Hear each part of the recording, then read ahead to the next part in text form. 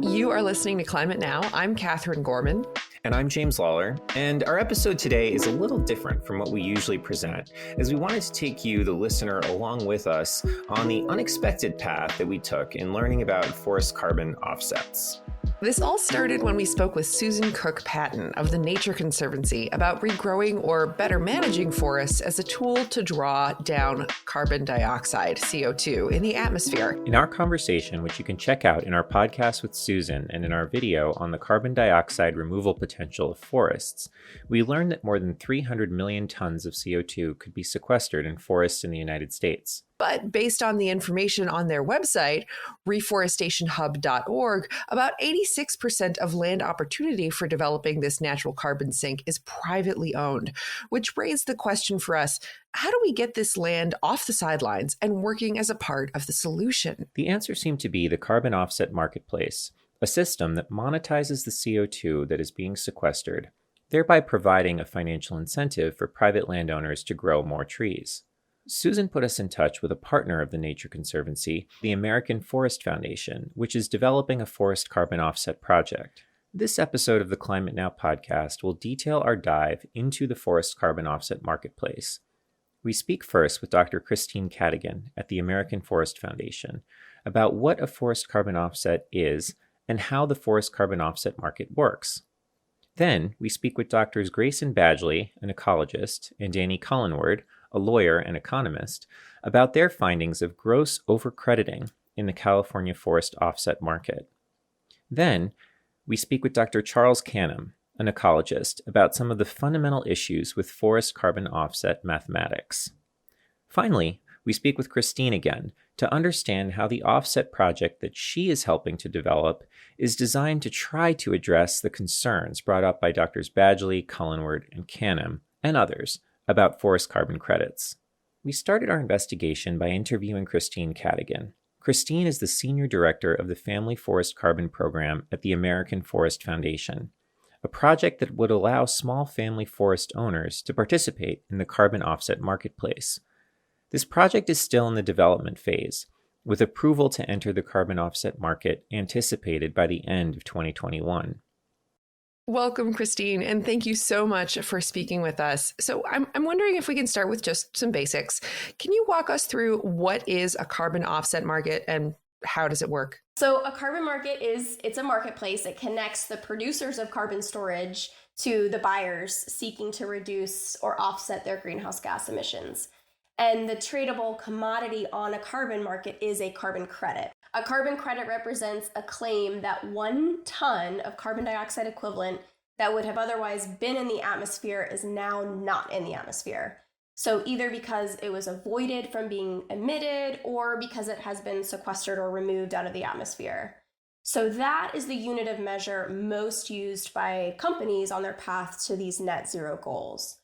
And is a forest carbon credit different than that fundamental idea of a carbon credit? A carbon credit is a carbon credit. It represents that 1 ton of carbon dioxide equivalent. It's just that there are a variety of options that you can seek that benefit, and forests and other natural climate solutions can provide that carbon benefit that you're seeking. And of course, there are other ways, right? Renewable energy, developing direct air capture technologies, things like that can all provide us with options to get that carbon credit or that 1 ton of carbon dioxide equivalent. But it's important, as I sort of alluded to before, to understand that carbon credits have other benefits too. Namely, via carbon markets, they're the fastest growing conservation finance tool to incentivize these other forest stewardship and conservation outcomes that we're seeking.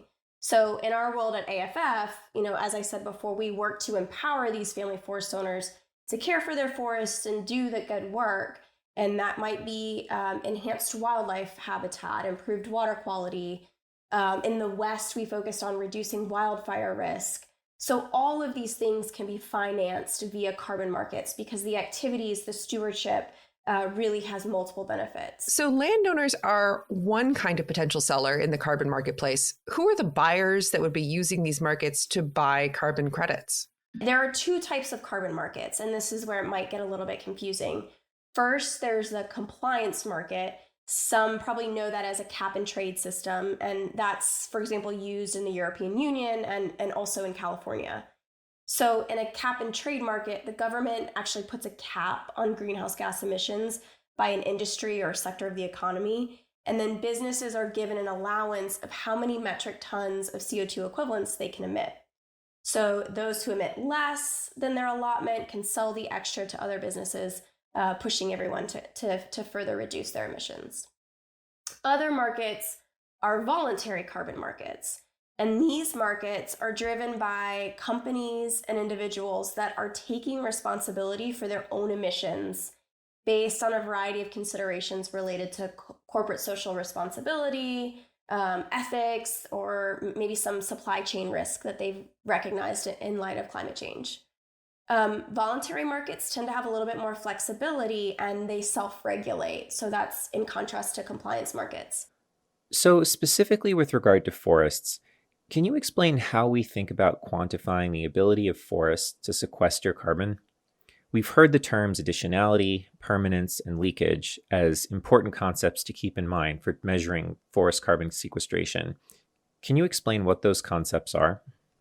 So at its most basic, additionality asks, is the carbon generated from a forest carbon project additional? Is it actually providing an additional benefit to the atmosphere, or would it have happened absent the particular program or intervention? Additionality can be really difficult to determine as it commonly involves some degree of subjectivity, right? Since we're looking for a counterfactual world that we can't actually observe directly. And that's where a baseline comes in. The baseline is what helps us determine what that counterfactual looks like. A baseline is the alternate scenario. It is used as a starting point to calculate how much additional carbon we can expect on the property that's enrolled in the program. Most existing forest carbon projects today use a projected baseline.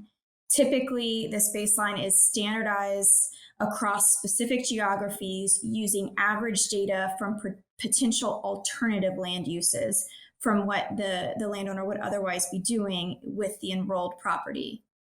When it comes time to actually measure the carbon on that specific property, it's the difference between what's stored on that property and then what we would have anticipated using the model baseline. So additionality, or additional carbon, is how much more CO2 is being drawn down from the atmosphere because of your specific intervention or practice. That is, how much more is drawn down compared to what otherwise would have been the case, as measured against some business as usual baseline. So it seems that how this baseline is measured is totally critical, as in we don't just want to average a bunch of very different ecosystems or forests together, because that wouldn't sort of create that representative measuring stick. The baseline has to be representative of the project plot. Modeled and projected baseline are, of course, based on the best available science and data.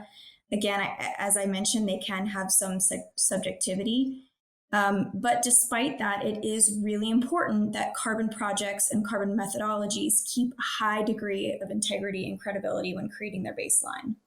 So what about these other parameters, permanence and leakage? So permanence in carbon project asks, can we ensure that emissions that have been sequestered are kept out of the atmosphere for a really long time, basically. So if a company is investing in carbon credits, that indicates that a certain amount of carbon was taken out of the atmosphere, and we want to be sure that it's not reversed the next year with improper forest management, or trees being or a forest being converted to a non-forest use, something like that, where we would see that the activity was otherwise negated. So permanence is really important.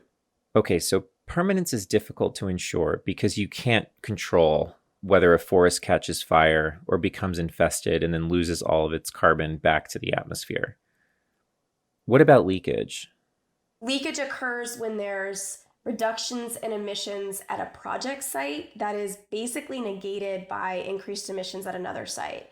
So meaning if we pay landowners to do something and they implement the climate smart practice, but then maybe their neighbor sees the opportunity that the enrolled landowner didn't capitalize on. And so there we see some potential losses as a result of that action.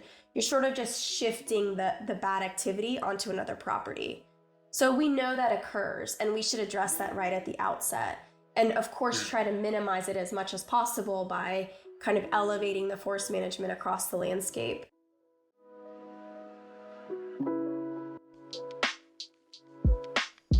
So to ensure the quality of a forest carbon credit, a project must have a proper baseline against which to compare the project land to accurately measure the additional carbon being sequestered from the intervention. The project must ensure that the trees are well taken care of and protected from fire or other risks that might kill them and re-release the CO2 into the atmosphere. That's the permanence of the sequestration. And finally, the project must make up for leakage.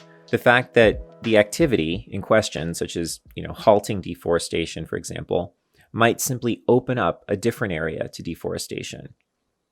Christine spoke with us about some of the solutions that carbon registries have developed to address the issues of leakage and permanence. They involve setting aside a percentage of carbon credits collected across sellers for a specific registry to use as a kind of insurance or buffer against the reduction of CO2 sequestration that could occur due to leakage or due to unexpected losses in forest stocks, such as fires.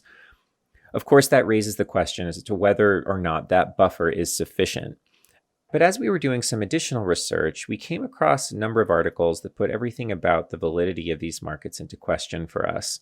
One of these articles was written by Dr. Grayson Badgley of Blackrock Forest and co-authors about the problems they had identified in the California carbon offset market.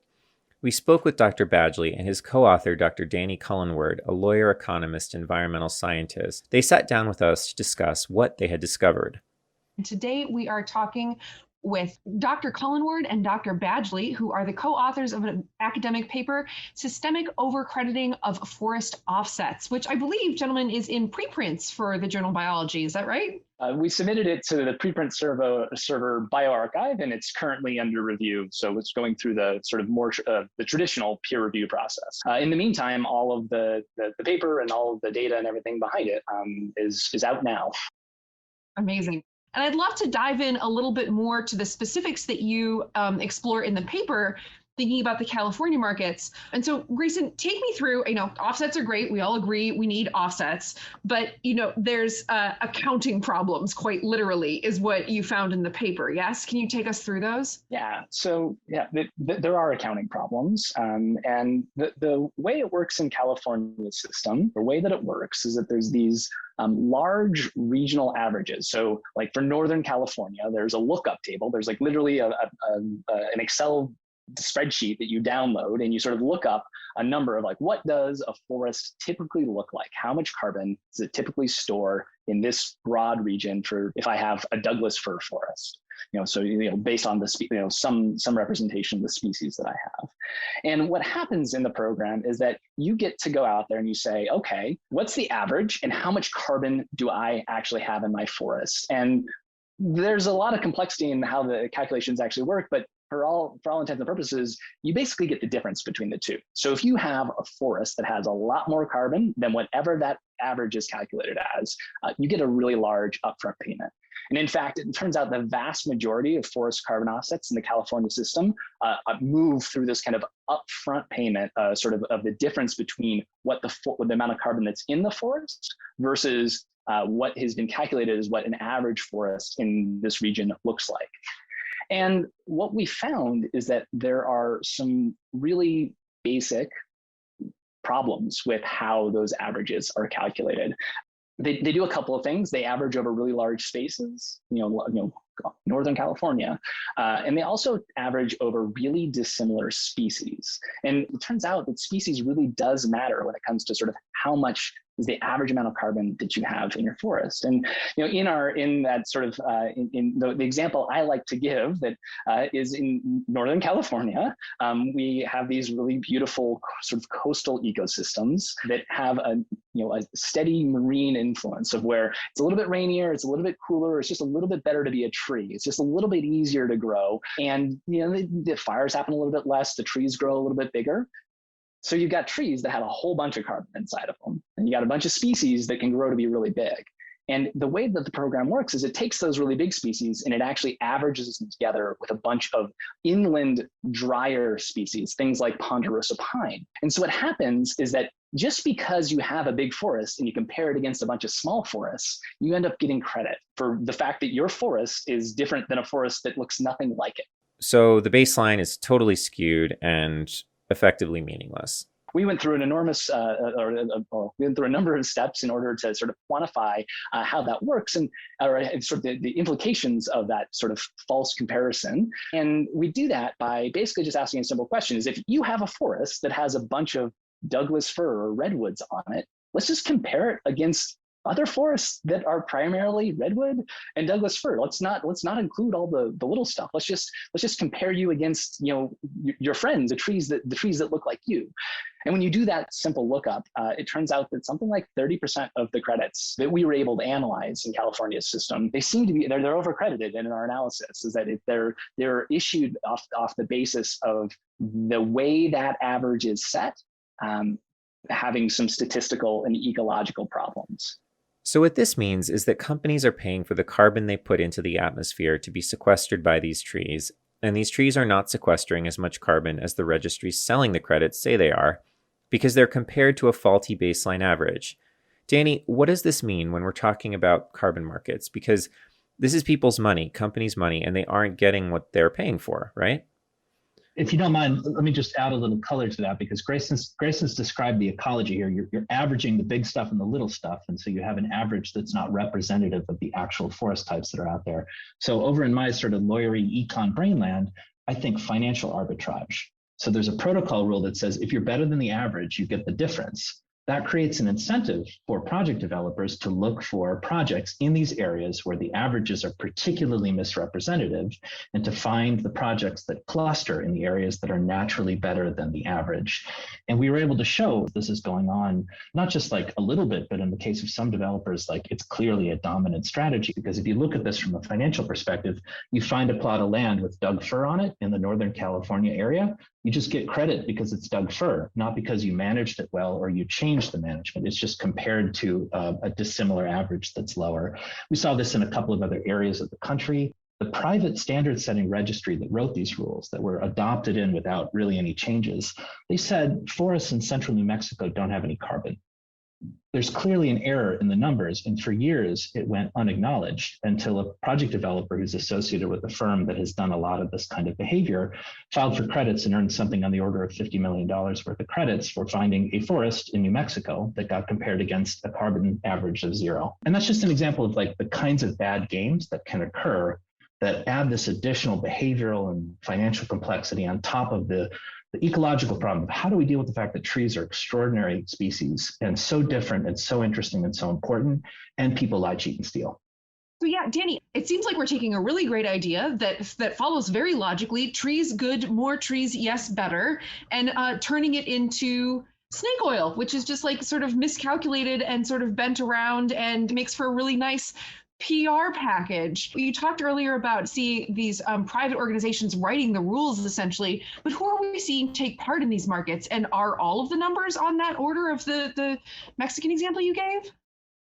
The example in New Mexico is an outlier. I mean, I want to be clear, like that is an extreme problem, but as Grayson said, we did basically a full audit of the whole California program and found about 30% of the credits were off. I want to just distinguish a couple of things. So first of all, we're looking at what's called a compliance program. This is credits that are issued for companies in California and in Quebec that can use this to satisfy legally binding climate policies imposed by the governments. So there's a couple of things to say. One is that basically every large-scale compliance program, these government-run programs, has ended up in a state of pretty serious dysfunction. In compliance markets, you have companies like power plants and refineries that are subject to these carbon markets. And what those buyers want is a high volume of low-priced offsets because they want to keep their compliance costs down. There's not a lot of concern for quality. And what you end up seeing is conservation groups and other environmental groups who might, in theory, have an interest in protecting the integrity of these markets. They get really interested in the money that could flow to the incredibly important agenda of forest conservation. And so they tend not to focus on quality either. So you end up in a system where the structural political economy tilts you toward low quality outcomes. Okay, so to make sure that I'm understanding you correctly, I just want to walk through how this works. A seller of a carbon offset is stating that with the money that you will pay to me, I will implement a different practice than the one that is currently implemented, right? And then this will have a certain effect on the trees that I manage that will increase their carbon sequestration ability by a certain amount. And for that, you're going to pay me a certain amount of money that is directly commensurate with the additional carbon that is sequestered. And so this is the additionality, right? But the problem is the way in which this is determined vis-a-vis the baseline, where the baseline being used might not be representative of the baseline for the acreage in question, right? So you're looking at a baseline of desert and you have a stand of trees. This is not a good comparison. Yeah, and the only nuance I would add is our study around the baselines issue doesn't ask whether or not the projects are additional. We sort of assume that that issue has been resolved appropriately. We just say, how many credits should you be getting for the land management practice you claim is additional? And I don't know, Grayson, maybe you want to say, actually, the additionality standard is pretty revealing when you look at the test that these protocols use. So maybe that'd be a helpful illustration here. Yeah, I mean, so you basically can imagine a future, and as long as it's legally allowed and it doesn't lose you money, you're allowed to sort of claim that's how you would manage your forest. And so what that means in California system is that we essentially see, I think it's like 90% of the projects actually claim we would have cut our forests to the maximum allowed by the rules in the program because it was legally and financially possible. So essentially they're saying we could do it because it's legally and financially possible. So because we could, not that we would, because we could, you need to pay us, you need to give us the difference between how much we have and that sort of long-term average. And so, I think there's a number of cases that pop out in California's program where it's pretty clear it wasn't a foregone conclusion that the trees were going to be cut down. It's also not the case that there are many forests out there where there's zero risk of something being cut down. So what's the right probability? How do we figure out where between 0 and 1 that we should be? And this is a counterfactual. I can't think of a clean way to do that at scale that doesn't require. It seems like it's such a hard problem. Just to drive this home, I mean, additionality we talk about is if you pay me, I'll do this positive change in land management. You can frame it in the positive. I find sometimes framing it in the negative is a really helpful way to understand the concept. It's like extortion. Give me the credit or I'll cut down the trees. And I'm not saying that that's what, like, a lot of the landowners want to do the right thing. A lot of the groups that support this want to do the right thing. But the claim they are making when they file their paperwork is, if you don't give me the money, I will cut down the trees. And the problem is, some people are at risk of cutting down their trees, other people are not. How do you tell the difference? The protocols all sort of assume everybody's telling the truth. And I have a hard time with that. From our conversation, it was clear that the system had been constructed differently than the ideal that Christine had described to us. In the current market, credits don't just represent new, additional carbon that landowners are drawing down. It may also include, and certainly has included, credit for not cutting down the trees you currently have, whether or not you ever really plan to. Danny and Grayson pointed out that these problems weren't news to those involved in the marketplaces. Scientists have been raising concerns for years. Grayson and Danny pointed us to a recent example, an expose from Bloomberg News written by Ben Elgin about forest carbon credits sold by the Nature Conservancy to companies like Disney, JP Morgan, and BlackRock. The carbon credits had been advertised as preventing the harvest of thousands of acres of forest in the Northeast, but the reality was that much of that forest was in fact already protected. We will provide the link to the articles by Ben Elgin on the page for this episode on the Climate Now website. Dr. Charles Canham, Emeritus Senior Scientist at the Cary Institute and chapter trustee with the Nature Conservancy for over 20 years, had voiced his concerns to the Nature Conservancy leadership. He sat down with James to talk about what happened. So I'd like to go into some of your personal story, which I think is quite interesting as it pertains to the Nature Conservancy.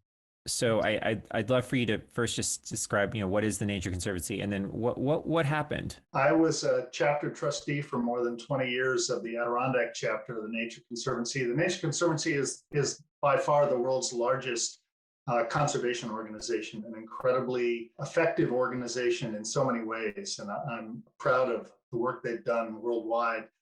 The Nature Conservancy grew out of a committee of ecologists, it must have been about 80, 90 years ago, well, 75 maybe, who actually got frustrated that academic ecologists weren't doing enough real on-the-ground conservation and started essentially the Nature Conservancy.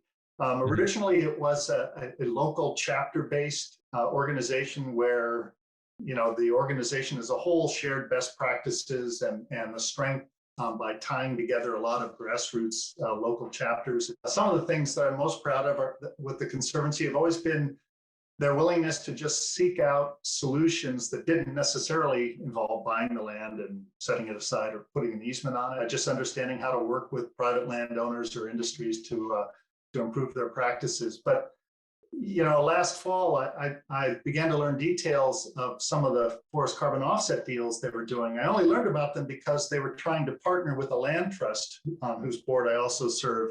And as a land trust fiduciary trustee, they had to sort of reveal the details. But they were selling offsets, is that right?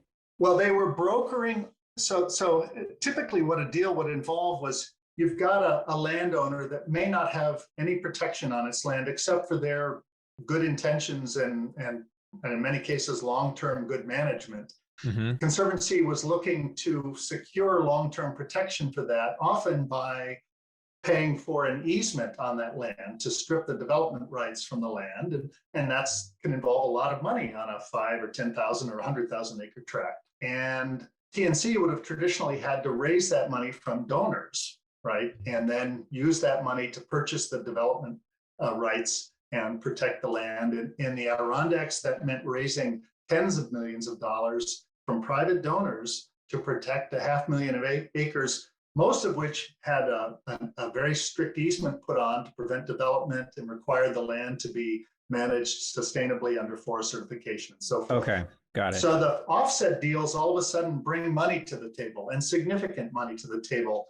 And so it's quite understandable that the Conservancy was all in on this. It seemed like instead of having to go out and ask donors to contribute the money, here's a new source of funding to secure easements and deals. But that's where I discovered what I considered to be grossly exaggerated estimates of the offsets. So what was it about the offsets the Conservancy was selling that you found troubling? Basically, everyone in this realm has agreed that you shouldn't just pay people for doing what they would already be doing. That if a company wants to claim that it's actually benefiting the atmosphere and mitigating climate change, it ought to be doing something to increase that. Now, I have to say that I actually don't have any ethical problem with paying a forest owner for the public service their forests already provide. But everyone in this space has agreed, all of the registries, the task force on scaling voluntary markets, everyone agrees that in principle, we should only pay landowners and the company should only claim credit for how much they can increase. Well, the question is, in order to do that, you have to know what that business as usual baseline is. What is it? 36% of US forest land is owned by private individuals.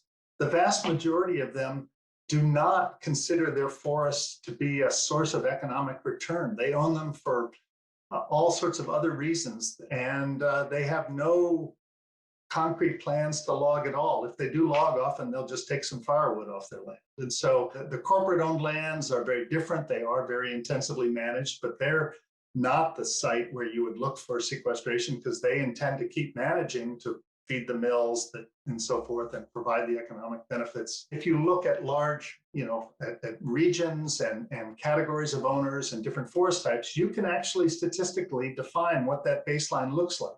And it's very different from what the baseline is that's allowed by the various carbon registries. California uses a slightly different protocol for calculating that baseline than does the voluntary market. California market sets what's called a common practice baseline and sort of averages for a region and says, this is what you could manage down to.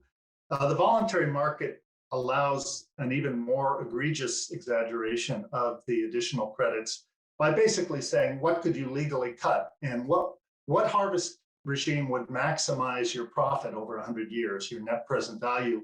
In most cases, for people with a high, very healthy, mature forest right now, it means log it like mad, draw it down, and then let it regrow for 100 years. So even if the chance that a forest would be cleared down to a legal baseline is low, aren't the credits being sold at least guaranteeing that won't happen? Like what's wrong with that? In effect, what you're doing is you're selling credits for all the carbon that was accumulated over those last 50 to 100 years.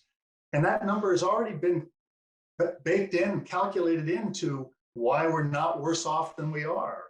So the way you're describing these forest offset markets seems, fairly illogical. Like what would be the motivation for setting up the market this way? Like where it's clear that some of the carbon credits are not offering a removal benefit?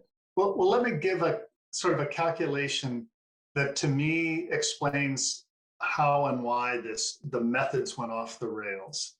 So colleagues and I have spent years trying to nail down our most accurate estimate of the carbon sequestration potential for forests from New York to Maine. The number that comes out is 4.2 metric tons CO2 per hectare per year over the next 50 years. And that's sequestration within the forest, live biomass in the soil carbon pools and the deadwood, as well as the forest products that are produced, because that four-state region has a lot of active forestry. Now you convert that to per acre, that's 1.7. So that's the baseline. That 1.7 tons of CO2 sequestration per acre per year is the baseline. But if you halted all harvest, ignore this leakage problem, which we should talk about, but it's really gnarly, you could increase that, we estimate 33%. And our model includes the most detailed quantitative assessment of regional harvest regimes that anyone has. So that's an additional, basically half a ton.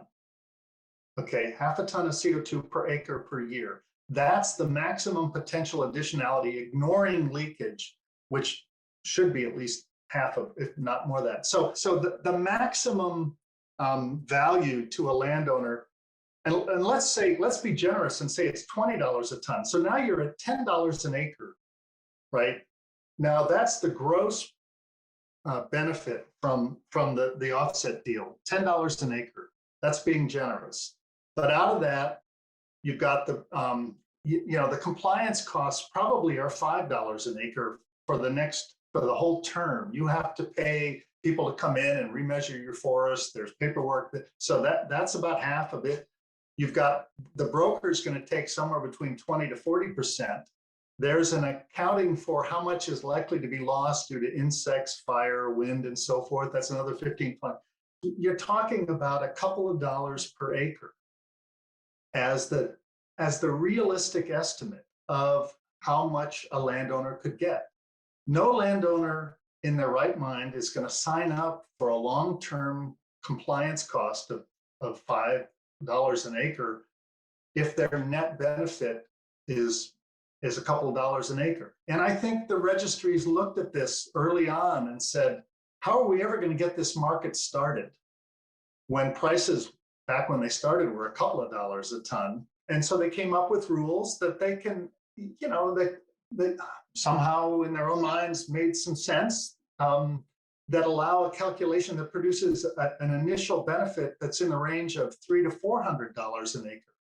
And at that amount of money, most landowners, particularly if they're being told this is good for the planet, most landowners are going to jump and they're going to be willing to make that commitment. But why don't they just say that you have to pay more per ton CO2? Because that would, if it's not $10 but $100, then this problem goes away, or no? That would sort of be price fixing. So who's going to set the price? Right. You've got many of these problems go away if the value of the offsets, the pricing of the offsets, comes anywhere close to the true social cost of carbon. On the other hand, we do need to manage our forests. Trees are one of humanity's original renewable resources. Forestry is an important economic driver of rural economies across this country. Halting all harvesting in the US would simply mean it would be offshored and done far more destructively in the tropics. So if a landowner was going to get paid $100 a ton, that wouldn't convince them to stop logging a high quality saw log of cherry that was worth 3 or 4 times that much. But all of the low quality wood, which is about half of our harvest, for things like wooden pallets and paper and so forth, that market would be destroyed. Those companies would go out of business overnight at those prices. And so someone has to think about the unintended consequences of coming up with a forest offset price that would begin to make sense to a landowner, to a seller, and reflect the true social cost of carbon. I see real issues that have not been addressed.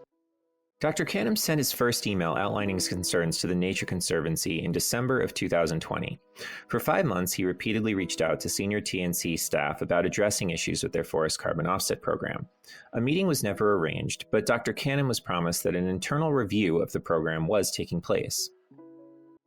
In May of 2021, Dr. Canham published an opinion piece detailing his concerns. The Nature Conservancy asked him to resign from his position as a chapter trustee. He agreed to their request. Weeks later, the Nature Conservancy released a statement saying that from their 6-month internal review, they found opportunities to improve their approach to setting baselines, and that these findings would be used to reassess elements of some of the projects, quote unquote, under development. We reached out to the Nature Conservancy for comment regarding these issues, and they provided a statement that we include at the bottom of the transcript for this podcast on our website.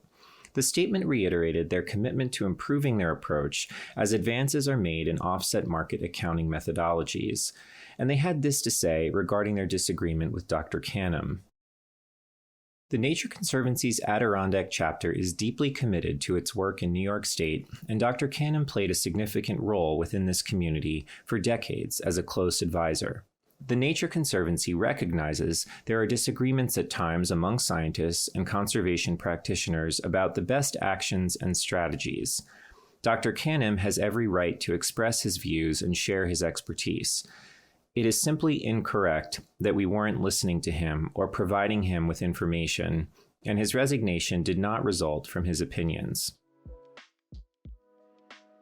One of the projects associated with the Nature Conservancy that is under development is Christine Cadigan's, the Family Forest Carbon Program. We wondered if this program would represent the improved approaches the Nature Conservancy mentioned, so we asked if Christine would speak with us again, this time giving us more specifics about how their program works. So, Christine, can you tell us a little bit more about the program that you work with? The Family Forest Carbon Program is a partnership between the American Forest Foundation and the Nature Conservancy, specifically designed to provide carbon market opportunities to small family forest owners. We have a goal as a program to engage family forest owners nationally, but we're piloting and launching our program in the Central Appalachian region of the U.S. We are actually simultaneously working to develop existing or complementary regional modules in other areas, but have been signing contracts and really standing up the program in the Central Appalachians.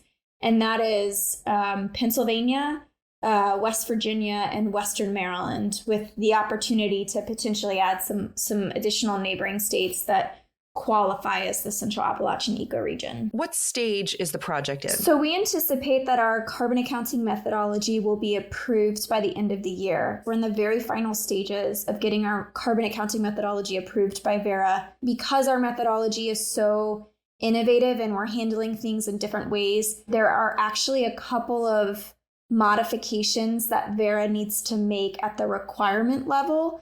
And they have to get board approval in order to make those adjustments. And once they get the stamp of approval on those, which they're fairly non-controversial requirements, then they can officially give us the stamp of approval on our methodology. And we have a letter from Verra kind of outlining exactly that process, that it's not our methodology that's being delayed. It's sort of the Verra process. So for our listeners, Verra is one of the international carbon credit verification programs. Could you explain what is different about your methodology that is new to Verra? How does it set your program apart from the existing programs in the carbon offset marketplace? Yeah, I think the biggest thing to highlight about what makes our methodology, well, two things make our methodology unique or innovative, are that we are measuring stock change following the implementation of a specific practice or intervention. And that's different from existing methodologies, which measure stocks. So just to reiterate, on day one, our carbon clock is 0, right? Our landowners have generated no carbon whatsoever. There's nothing for us to monetize. It's only after they've implemented the intervention and then the trees and the forest have had time to grow that you start to see a carbon benefit accrue to the program and to the landowner. The other thing that's different about our methodology is how we determine the baseline. With some traditional forest carbon accounting methodologies, you'll see that they develop a standardized kind of model baseline. And in many cases, this is based on the best available data. They're, certainly trying to make it as accurate as possible. But what you don't necessarily see is the ability for that baseline to be adjusted over time, particularly as it relates to any external factors which might affect how forest management is occurring in those particular places, or policy changes which might affect how forest management is being implemented. And so it's a little bit trickier to truly isolate the carbon benefit and attribute it to the property that's been enrolled. So what we've done in our methodology is kind of taken a lesson from medical trials and try to use a control group, right? And this means that we have a real observed dynamic baseline. And this is actually one of the things that, because it's so innovative, it's not even within Vera's requirements yet. And this is why they need to sort of tweak and get the board approval. So it's really cool. As external factors are affecting all of the projects that are enrolled, it'll similarly affect the baseline. So every time we go through a verification process, we update the baseline, and of course we update the properties that are enrolled. We update the measurements. And so we should truly be able to isolate what's going on through the implementation of the specific intervention in question. And the matching process gets very specific. We're not just kind of picking any land out there to match to our landowners who are enrolled. We're picking properties that are similar, they have similar attributes. If they've been poorly managed for decades, then we're going to match them to properties that have very similar conditions to the properties that are enrolled in the program. And then, vice versa, if it's a really good property that's enrolling in our program, it's been managed really well up until now, we'll match them with properties that have those like conditions associated with historical management. Can you explain a bit more about these similar attributes that you're using? Are there others besides how it is managed? Like I'm guessing the properties would need to be close by, right? That they'd need to be sort of the same type of forest? Yeah, there's the process we use to match our baseline plots, which are, our control plots, with our enrolled plots, involves something like 14 different covariates. So we're filtering the matching process based on those attributes which our scientists have said are most likely to determine their likeness with the project plot. And so, of course, geography, some of them are already sort of no-brainers, but, there's a number of different variables which say, yep, this means that we're matching a property which is very similar to our enrolled property.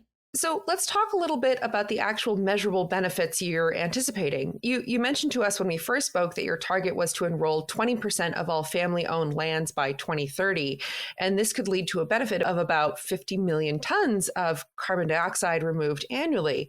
So that estimate is anticipating that your practices will produce an additional drawdown of a little over 1 ton per acre annually. Do you have any results yet to indicate if that's actually a reasonable estimate?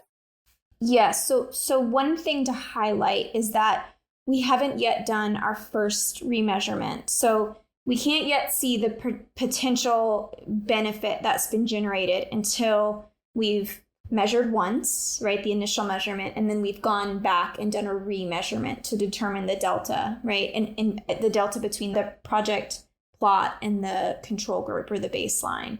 So that's what's going to happen in the early part of next year when we go back and do the remeasurement on our first cohort of landowners. So we'll see how our enrolled landowners are performing compared with our expectations on the amount that we think we can sequester per acre per year.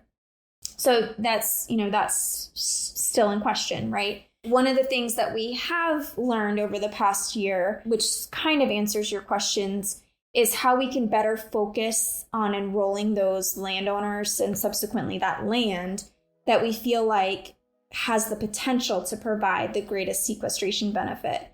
And so we've done a lot of analysis on the likelihood of these lands to otherwise experience a harvest, specifically an unsustainable harvest, and try to target those landowners in particular because the intervention that we're offering will be most meaningful from a carbon perspective when implemented on those particular properties. The Family Forest Carbon Program is still in development, so it remains to be seen if it will succeed, but it is clear that this project is trying to develop approaches that reduce the possibility of creating meaningless credits.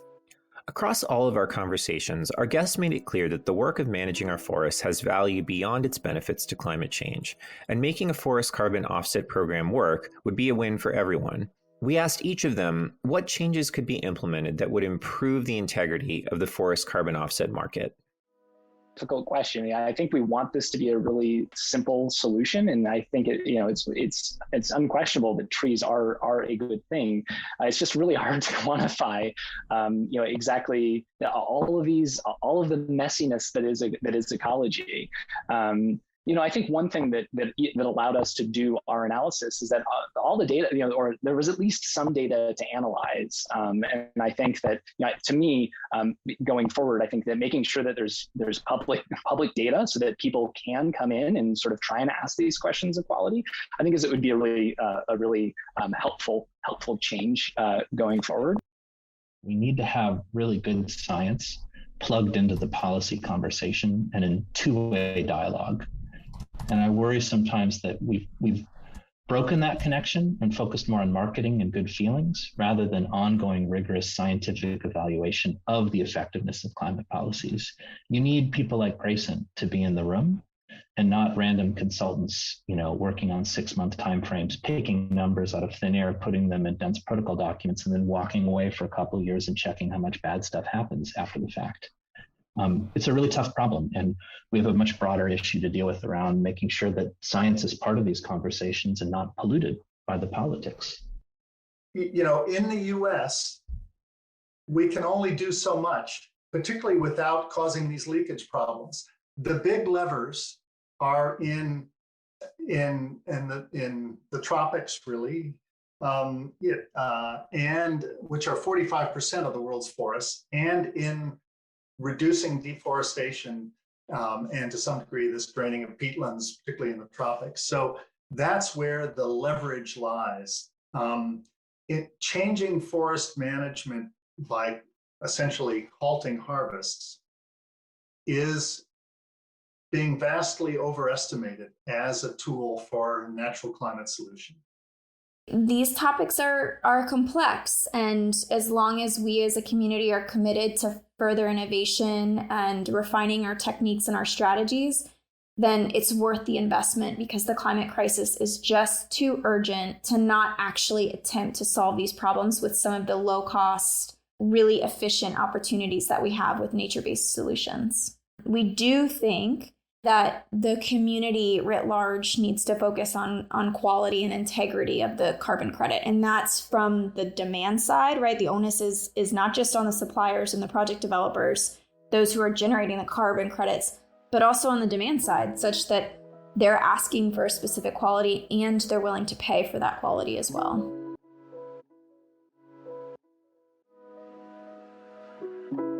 That was Grayson Badgley, Danny Cullenward, Charlie Canham, and Christine Cadigan. That is it for this episode of the podcast. You can find other interviews, watch our videos, and sign up for our newsletter at climatenow.com. And if you want to get in touch, email us at contact@climatenow.com or tweet at us at weareclimatenow. We hope you'll join us for our next conversation.